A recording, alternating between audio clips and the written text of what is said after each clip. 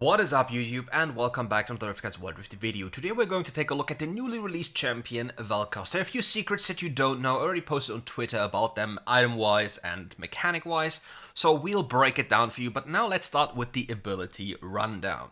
Organic Deconstruction. Hitting an enemy with an ability applies a stack of deconstruction for 7 seconds. Enemies with 3 stacks of deconstruction take true damage, which is a scaling part that scales with your level, as well as your AP. Auto attacks refresh duration on reconstruction. His first ability, called Plasma Fission, shoots a plasma bolt that deals magical damage with a flat value and a percentage value and slows the enemy by 70%, decaying over 1 second. At the end of its range, or on hitting a target, the bolt splits and fires 2 new bolts at a 90-degree angle. Recasting this ability splits the bolt immediately. Killing an enemy with this ability refunds 20 mana, which seems to be half the mana cost of the spell. Okay, so let's take a good look how it looks like. You see here, blasting this ability can also cheat a little bit by hiding it in walls when people don't see it, so people can't properly respond. If we take a look at how far this can go, okay, this goes like this far, so we can extend the range with this. Like normally we would not be able to reach the target up here. Like this is where we shoot, look. And now we change the angle. And suddenly our range is a lot higher. So geometry, ladies and gentlemen. Let's put a dummy down already to just high case everything possible. Excuse me, I just sneezed. That sounded pretty weird. Anyway.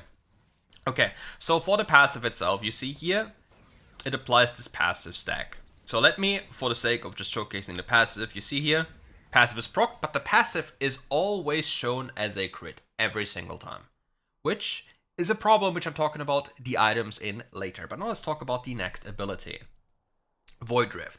Opens a rift to the void, dealing 35 magical damage. You see, first instant of magical damage to the enemy's hit, and then erupts after a brief delay, dealing even more magic damage. You see, the scaling as well as the initial damage on the first and second part are different. The first one is lower, the second one is higher. You gain a charge every 16 seconds, storing up to 2 charges, and the cooldown goes lower with ranking up the ability. This is the ability here, you see. Now for the next part, we have the third ability, Tectonic Disruption. Disrupts a target area, causing it to explode, dealing magic damage to the enemies within and knocking them up for a period of time, in this case 0.75 seconds. Casting this ability near Velkoz creates an anomaly that knocks back enemies nearby. The closer the cast is to Velkoz, the further the enemies are knocked back. So let me quickly level up here. Oops, I actually reset my level because I'm a goober. You see the spell here? And it knocks back from the center. So if I put it here... Oh, it actually doesn't, or am I stupid? We see if it happens here. Now it works like this. So if it's a maximum distance, E, it just knocks up. Let's see how much closer I have to be. So this seems like the spot where it... This range here, nothing happens, so let's move closer. Let's do a little bit of an experiment. Does it always knock back, depending on angle?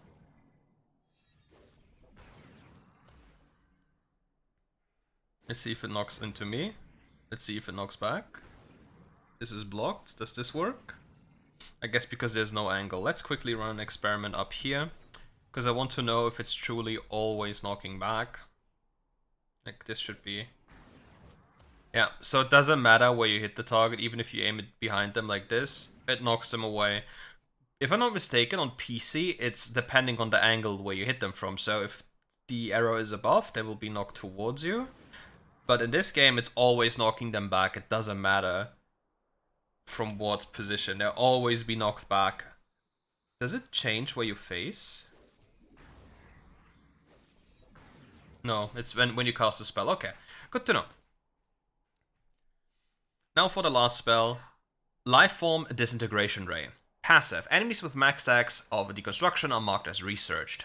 Channels a ray of energy in the direction of the joystick, dealing a total of damage, which you see here, which is a flat value, and 125% AP over 2.5 seconds and slowing by 20%. Enemies hit by the ray, gain 1 stack of deconstruction every 0.7 seconds. Research enemies take an equal amount of true damage instead. So here... Let us quickly do a little here. Showcase. You see, my old damage turns into full true damage. And here to show you, you see 103 and 38. Which item has similar... Let us get this low in the meantime. Which item has similar value, just to showcase you.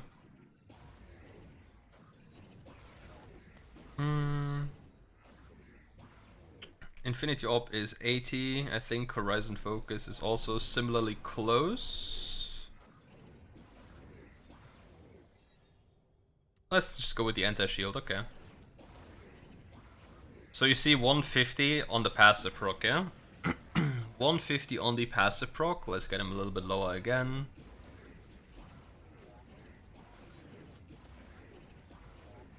$150 on the passive proc. You see 150 on the passive proc, but my initial spell just crits now. On the ult, as an example here, 46.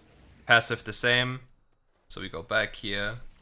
46, damage the same, doesn't work. Now we go here to Horizon Focus.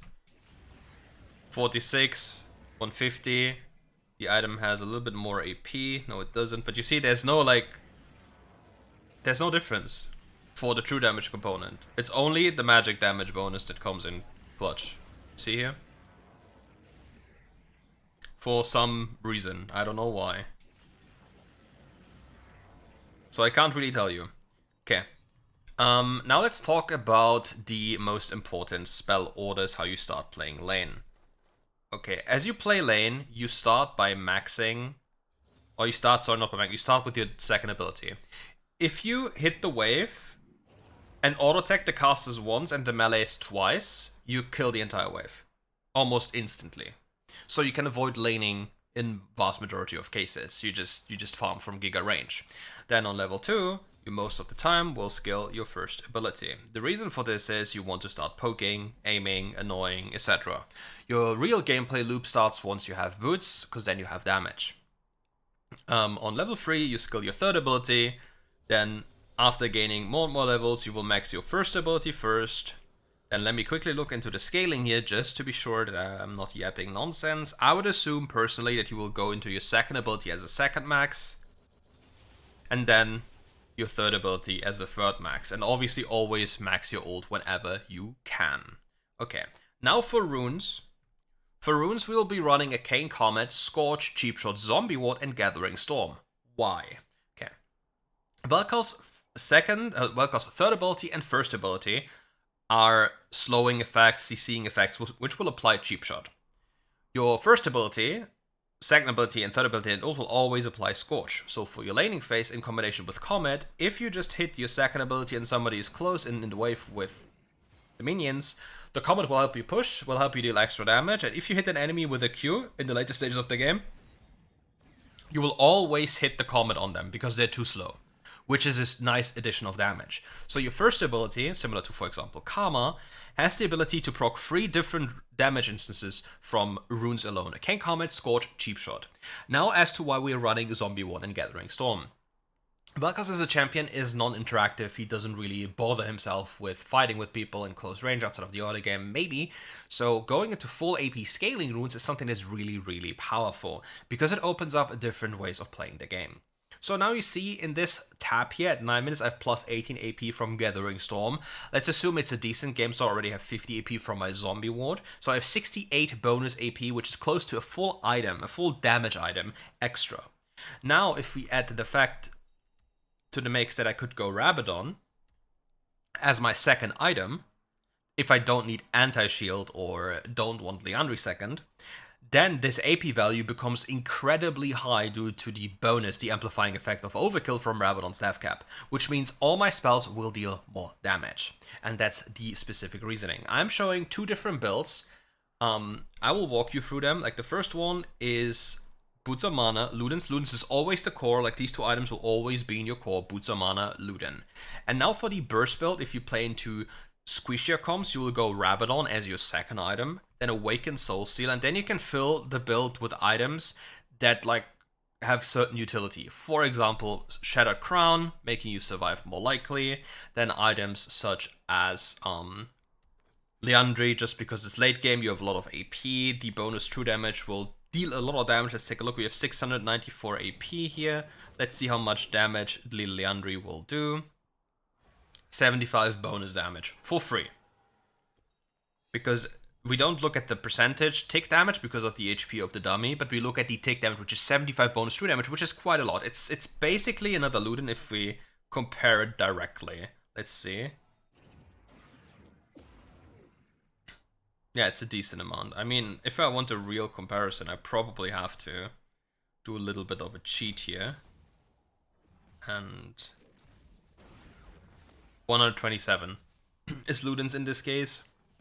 So obviously Andre is going to be worse than that one on the tick, on the every 4-second tick. But on the initial ticks, if you add them to that one, it's quite a lot of extra damage that you can just do for free, given that you apply your spell here, 2 instances, and then your laser. And then you see Liandry dealing a decent amount of damage, like a really big amount of damage. A little secret that many people will not know about at the very beginning is you can actually do this. You can cast QSS while ulting, which makes it difficult for the enemy to stop your ult, which again is a direct insane bonus or benefit for you dealing damage. The same also works with Cleanse. Now for the other item path that I talked about. The other item path in which you go Liandry or Anti-Shield as your second item allows you to deal with tankier comps quite easily, having good burn damage at hand or even early utility. Since you're an AoE champion, since you'll be blasting multiple people at the same time, you apply the debuff almost to everyone super easily, making you a good applicant and super high value champion in that regard. So that is the idea behind it. So in a game where you don't need anti-shield early, you would go Ludens into Liandry, into Ravadon for the AP conversion, because the latest you will go on any AP champion. Oh, my cat goes crazy. On any AP champion, come here, is going to be third, the earliest second, and then afterwards you build the item you do not have, which in this case would be the anti-shielding. As for your last item, you can make the choice of going for Riftmaker, or any other thing you might need, for example a crown, since you're very immobile and super easy to catch. Why not items like Maligma? Malignance is an item that is very peculiar on Velkoz, because if you take a look at the zone that is being spawned, it is relatively small. The reason for this is, it's quite simple. You see the damage instances from your ult, they're very small, therefore only a very small pool of Malignance is being spawned. Which is a problem, because it directly interferes with how much damage we can basically do. We shouldn't forget though that Malignance can still deal a decent amount of damage, so we should still have this item on our radar. So we could put this item as our second item in another build if we truly want to, because this item fixes another thing. This item helps us with haste issues. This champion has relatively high cooldowns from my perspective, so with this we gain 20 normal ability haste and another 20 ult ability haste, which enables us to have even more ultimates, even more impact with a 35.3 second cooldown on our ult, which is a pretty low cooldown in that regard. And with our ult we can really turn fights around. Plus don't forget, having Malignance and Liandry is quite a lot of burn damage, so you should never ever forget this one at all. Like it's really not to be underestimated. As for combos, as I said for lane already, you will spam your second ability to get the wave clear. When it comes to lane kills, like the moment you have boots, you're most likely able to just do this into an ult. Like again, like we aim this here, and then we just blast ult because we know we'll hit the stun. Or we hit the Q slow, and then we have enough damage to just kill. And that's gonna be like the gameplay loop of Velkoz. You'll be relatively passive until you have Boots of Mana, and then when you have Boots of Mana, the enemy doesn't run Bone Plating, you just say hello to them with that combo. And then most of the time will just die after you sums, and you're quite happy about that one. That is kinda it. Velkoz will be played as a mid laner or a support. He's a long range artillery mage. He doesn't want to engage in any shenanigans that is close range. He really doesn't like champions that jump on top of him. He's really fine with mages because he just stands so far away and doesn't really interfere with them, because in order to kill Velkoz, you have to get close to him, but in order to get close to him, you have to avoid all these problematic spells, and if that is if he hits them, you basically just die.